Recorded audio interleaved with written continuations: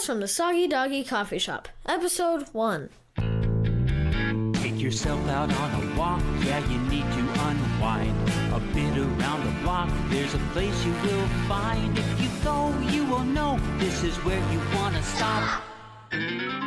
These are the tales from the Soggy Doggy Coffee Shop. These are the tales from the Soggy Doggy Coffee Shop. And, ha! Whoa! Whoa! Roland, really? Be careful, will ya? I don't think Thelma wants you juggling her good coffee mugs like that. 4 coffee mugs and 1 squeaky rubber doggy toy, JR. Kind of cool, right? Now, once behind the back. Oh, yeah.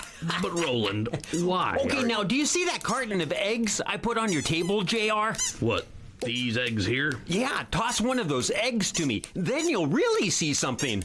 Roland, I'm not going to throw a raw egg here in Thelma's coffee shop. Oh, it'll be fine, JR. I've been practicing, like all day. Thelma's not going to like this, Roland. It'll be fine. Go ahead. Well, all right. Ready? Ready? Oh, well, okay. Just try again, but this time throw the egg a little higher. Higher this time? Yeah, just a little higher. If you say so. Here you go. Oh, okay, well, that was maybe a little too high. Roland, you have dropped 2 raw eggs on Thelma's clean floor. Why don't you put down the coffee mugs and the doggy toy and tell me why you're... No, really, I can do this, JR. Just try one more egg, okay? Toss it nice and easy. Oh, fine, Roland. Here it comes. And, perfect! Do you see this, JR? Do you? 4 coffee mugs, 1 squeaky rubber doggy toy, and 1 raw egg. You've got to admit you've never seen a dog juggle quite like... Oh, hey, watch out. No, it's okay. I've still got the... Oh, dear. Roland! What have you done to my coffee mugs? Whose idea was this? Oh, I'm really sorry, Thelma. I was And just... are those eggs? Why are there broken eggs on my coffee shop floor, Roland?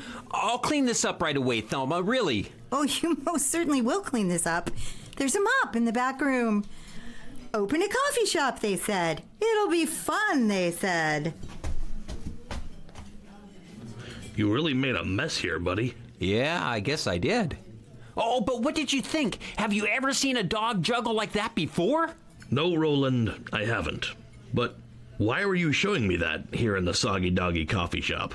Well, because I heard you were making a podcast, JR. You heard about that? Yeah, and I think it's great, a dog making a podcast, so I wanted to help out. I thought maybe I could be in your podcast. By juggling. Right. Well, you want your podcast to be entertaining, don't you? What's more entertaining than a dog juggling? Roland, do you know what a podcast is? Well, sure I do. It's a... Okay, no, I don't know exactly what a podcast is. A podcast is for listening to. No one would actually be able to see you. They just have to take my word for it that you're a dog juggling here in a coffee shop that's run by another dog. Oh, you mean Thelma? Exactly. They wouldn't even know I'm a dog and that every customer here in this coffee shop is a dog unless I tell them. Oh, so no juggling, huh? Probably not. Well, okay. Oh, so what's your podcast going to be about? Poetry. Poetry? Oh. What do you mean, oh? Do you know what poetry is, Roland? Sure. Poetry is when people write about love and springtime and mushy things like that. What? Roland, poetry can be about anything. Anything at all. Anything? Sure. It doesn't have to be about mushy things. I mean, here, look at this poem by Valerie Worth. It's a poem about a tractor. You can write a poem about a tractor? Yep. And in her poem, Valerie Worth compares a tractor to a grasshopper. That's ridiculous, JR. A tractor is nothing like a grasshopper. Oh, but it is, Roland. And when you read her poem, it all makes sense why a tractor is like a grasshopper. That's the job of a poem, to help the reader look at things differently. Look at things differently? Uh-huh. Oh, like when you're standing on your head and everything's upside down. Because instead of juggling, I could stand on my head for your podcast, JR. Here, we'll move the table and then these chairs. And okay, now watch. I'll just... And then if I'm up... Oh! Roland! Quit destroying my coffee shop! Sorry, Thelma. Roland, when I said poems can help the reader look at things differently, I didn't mean looking upside down. I mean a poem can help the reader think about things in a new way. Oh, like comparing a tractor to a grasshopper. Exactly. And poets love to play with words. They choose each word carefully so their poem will deliver exactly the right message. Deliver messages? Oh, dear. Oh, look how late it is. I need to get back to work. You haven't finished delivering the mail yet? Not quite. I stopped in to juggle for you, and then, I'd better go. See you later, JR. Oh, and good luck with the podcast. Roland, what about... Oh, hi, Thelma. Did Roland just leave? Yep. Without cleaning up this mess? Sure looks like it. So you said the mop is in the back room? Yep. I'll get right to work. I'd appreciate that, JR. Coming to you live from the Walt Whitman Theater in wonderful Walla Walla, Washington, it's everyone's favorite game show. Name That Poet! And here he is, your host, my landlord, Tony Stanza. Thanks, everyone. Thanks. Welcome once again to Name That Poet, the show that is not so hard if you know your bard.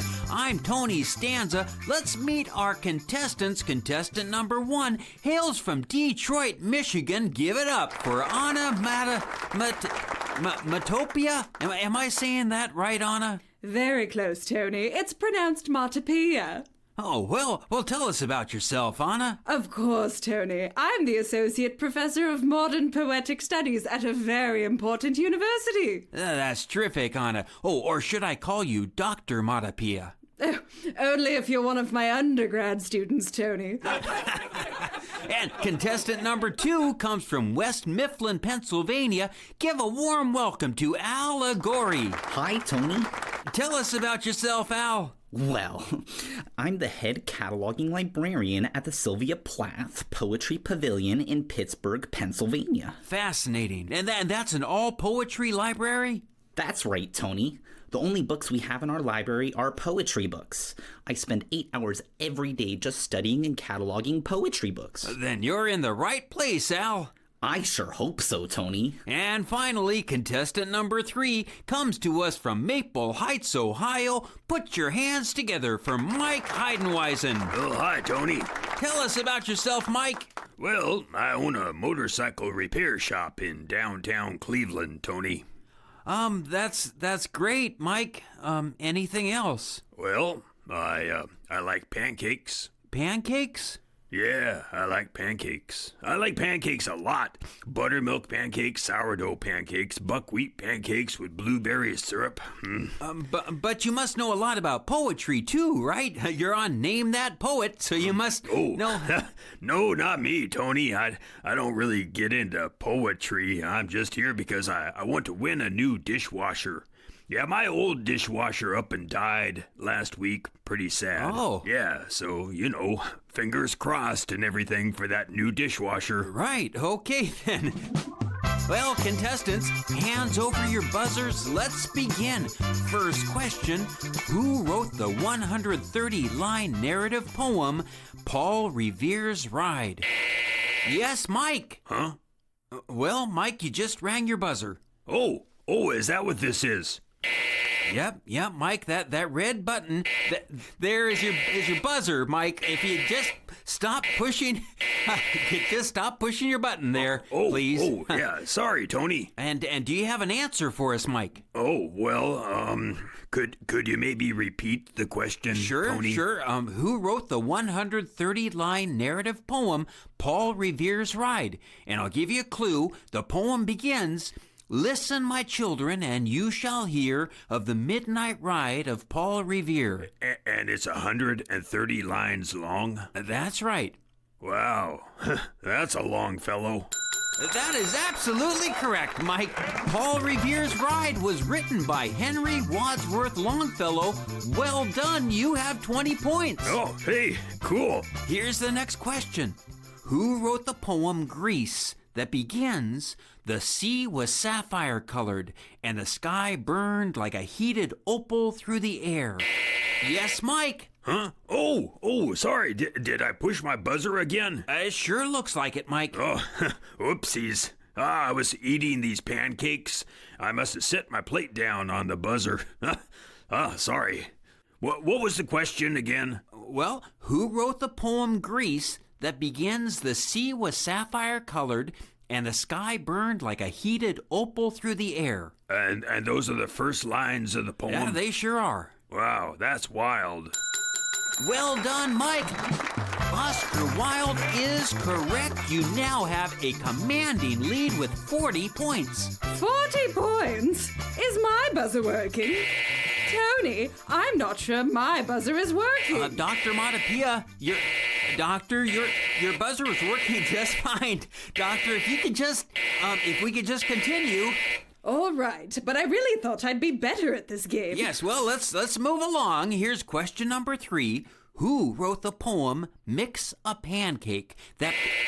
Yes, Mike? And that'd be Christina Rossetti, Tony. That is absolutely correct. Yeah, should I recite it for you? No, that's not really necessary, Mike. Mix a Pancake by Christina Rossetti. Mix a pancake, stir a pancake, pop it in the pan. Fry the pancake, toss the pancake, catch it if you can. Now, I thought you said you didn't know anything about poetry, Mike. Well, I don't know much about poetry, but I know a whole lot about pancakes.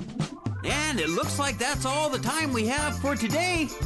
Join us next... I didn't get to answer any questions. Well, I didn't answer any questions either.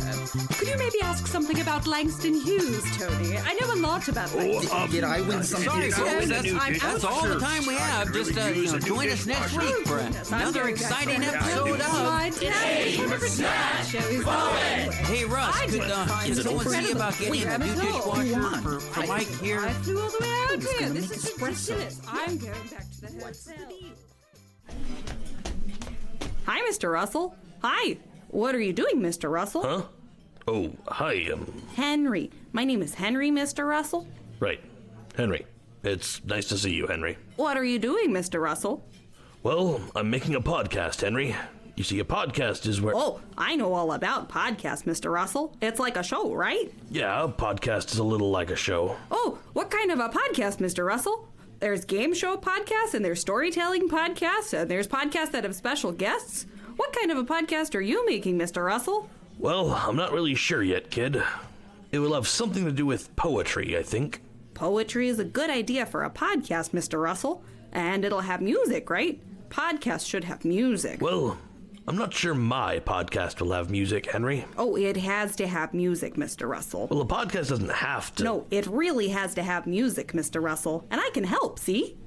Oh, that's a nice ukulele you have there, Henry. Oh, it's pronounced ukulele, Mr. Russell. Ukulele.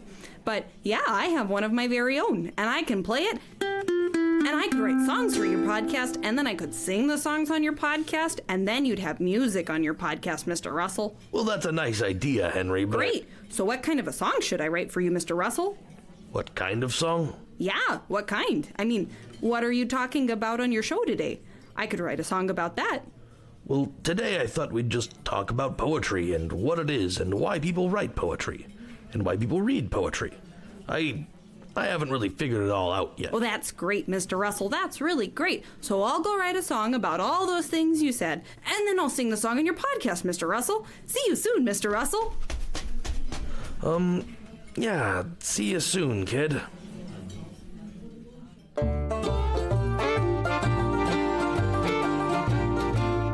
From my favorite corner table at the Soggy Doggy Coffee Shop, this is Eric Ode with this episode's special guest author, educator, and award-winning poet, Janet Wong.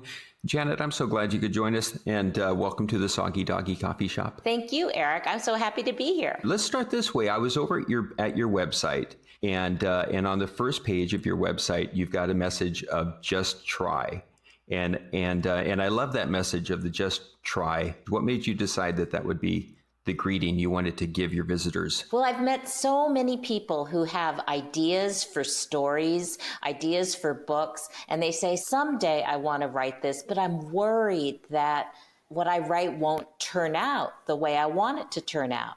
So my message is, don't wait. Do it right now. Just try. That is perfect. Thank you. Yeah, I give the students a lot of that same message there, just jumping in. When you are working with students, and you work with students a lot, you get into the schools, and how do you answer the question of what is poetry? Oh, that's such a hard thing to answer. Poetry is words to a song. It's a picture in words. Poetry is a piece of writing that helps us explore who we are. It helps us to really get to know ourselves and other people. I think the thing that really defines poetry, though, is that it's short. A poem can be as short as 2 words. It's like a snack. It's instant energy for your mind. So when you're writing poetry, do you have an approach for writing poetry, or do you have a place you like to go, or do you have a way of collecting and selecting your thoughts? Well, my approach is lots of drafts. Just get something down, anything. Just empty your mind, get some words down on paper, and look at whatever you write as a starting point. Hey, so let's share some poems of yours. Would you do that? You know, why don't we do a reading together of a poem from Great Morning, Poems for School Leaders to Read Aloud? I would love that. Do you have a poem in mind? I do. There's a poem called Scary Territory that I wrote. This is Scary Territory by me, Janet Wong. It can be scary saying sorry. Will or won't they believe your story? And of course, you're going to worry. If saying sorry works. Saying sorry takes some courage. Saying sorry takes some guts. It definitely isn't fun to sit down and discuss how you should have acted, what you could have said, but this very scary territory is mainly in your head. Nice. Hey, that was fun. Yeah, it was fun. You know, poetry reading can be kind of like a game. And actually, poetry writing can also be kind of like a game. You should have fun with it. Right. I have to ask you, by the way, I have a copy of Twist sitting here next to me. And tell me, how did you decide to write a collection of yoga poems for kids? Well, I had already done 2 books that were illustrated by Julie Pashkis, a super talented artist. And Julie loves yoga. And I wanted to write a book that would be a gift for her. Here's a poem, Down Dog, that's super short. Count the words. Okay. Down is to dog as up is to bird. Dog starts each morning bow wowing. That's How many words did you get? I think I got 14, not counting the title. That's right, 14 words. I like the thought of poems holding a surprise.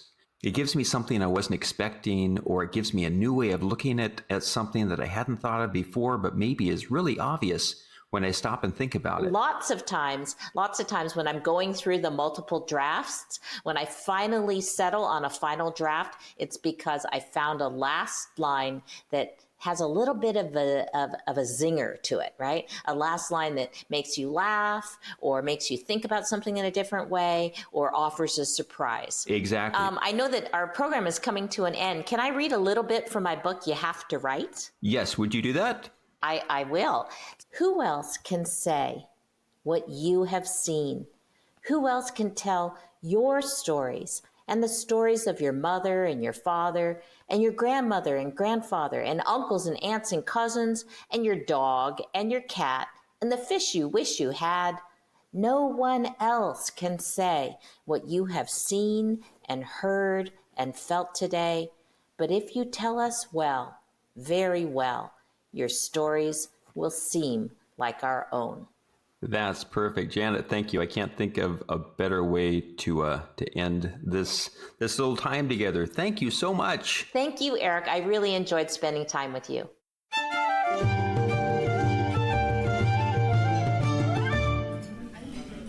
Okay, here are your 2 16-ounce mochas and a liver and onion biscotti. You two have a nice day. Oh, hi, JR. What can I get for you? Hi, Thelma. I was wondering about those scones there. Are those raisin or, are they blackberry? Oh, sorry, JR. Let me just grab this phone call real quick. Oh, yeah, go ahead. Soggy Doggy Coffee Shop, this is Thelma. Oh, hi, Mama. It's nice of you to call.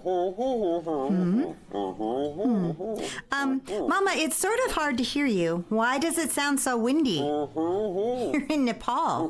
What are you doing in Nepal, Mama? You won the trip in a poetry contest? Mama, I didn't even know you write poetry. No, sure, I understand anyone can write poetry, and yes, I know I suggested you find new things to do, but I just didn't know you... And you're riding on a yak? In the Himalayan mountains. Well, yes, I'm sure that could make a good poem, Mama. No, I'm not really sure what rhymes with Himalayas. Mama, I have to get back to work. I have customers. What's that? I should try writing poetry too? Because poetry can bring people or dogs together. You're absolutely right, Mama. Okay, maybe I will try writing poetry, but right now I have customers. I love you too, Mama. Bye. Sorry about that, JR. Now what can I get you? She's riding a yak? That's my Mama. Wow. Yep. My name is Grace, and this is my poem, Monsters. I hope you like it. There's a monster in the closet. Why can't the grown-ups see? He is always there, peering out at me. There's one under the bed, but this one's different though. It likes to eat the other sock. I know that's where they go. There's a monster in the toy box. He makes so much noise. How am I supposed to sleep when he's playing with my toys? There are monsters all around, and I'm afraid to go to sleep. I don't get why the grown-ups won't just listen to me. Mom and Dad won't listen. I'll have to be brave and tell those scary monsters, no, you just go away. Now it's finally over. I have no more fear. It seems those not so scary monsters have finally disappeared. Hi, Mr. Russell. Hi, I'm ready with your song, Mr. Russell. Oh, hi, Henry. So you wrote a song for the podcast? I sure did, Mr. Russell. It's a song about poems and what poems are. Well, that's great. But I think it's really hard to describe what a poem is, Mr. Russell. It's a lot harder than I thought it would be. I think so too, Henry. But should I sing it for you, Mr. Russell? My song? Should I sing it? Well, sure, I guess so. What's your song called? It's called A Poem Might Make You Say, Ooh. Might make you say ew? No, not ew, Mr. Russell. Ooh, you know, ooh. Oh, ooh. Right, ooh, not ill. Got it. So, should I sing it now, Mr. Russell? I think you should. Okay, great. Here it goes. A poem might make you say, ooh. Yes, that's what some poems are meant to do. They might make you think of things you never thought about. Take the things you thought you knew and turn them inside out. That's what a poem might do. A poem might make you say, ooh. A poem might make you say, wow. Wow. Turn on a light inside your head, but you won't know how. Grab your big imagination and it won't let go. Like a high wire stunt fly or circus show, and the acrobats are taking a bow. A poem might make you say, wow. Well, what did you think, Mr. Russell? Wow, Henry. Really, Mr. Russell? Really, Henry. Your song is a wow. Oh, gee, thanks, Mr. Russell. See you soon, Mr. Russell. Yep. See you soon, kid.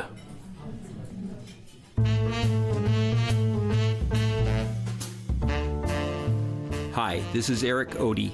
We hope you've enjoyed this episode of Tales from the Soggy Doggy Coffee Shop. Consider leaving us a review on iTunes and then stop by our website, soggydoggycoffeeshop.com. You can learn about the many wonderful people involved in making this series come together. including our special guests. You can find information about how you can help support this podcast series, and you can send us a message. We'd love to hear from you. Tales from the Soggy Doggy Coffee Shop is a production of Deep Rooted Music.